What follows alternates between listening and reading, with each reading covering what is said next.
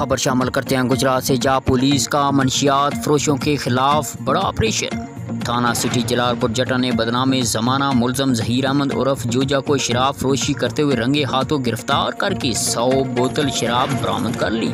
DPO Gujarat Tausif Haider की सरबराही में police की मंशियात फरोशों के खिलाफ कार्रवाइयाँ जारी। इस सिलसिला में DSP सर्कल सईद अहमद की ज़ेर निगरानी SHO थाना सिटी जलालपुर जटा अदनान अहमद ने अपनी टीम के हमरा जलालपुर जटा के इलाका में ऑपरेशन करके मुलजम जहीर अहमद उर्फ जूजा सकना मोहल्ला चौधरिया को रंगे हाथों गिरफ्तार करके उसके कब्जा से 100 बोतल शराब बरामद कर ली है। मुलजम मोटरसाइकिल पर मुख्तलिफ जगहों पर जाकर शराब सप्लाई कर रहा था, जिसके खिलाफ पुलिस थाना सिटी जलालपुर जटा ने मुकदमा दर्ज करके मजीद तफ्तीश शुरू कर दी। कैमरा टीम के साथ अदनान असगर भट्ट, फास्ट न्यूज़ गुजरात।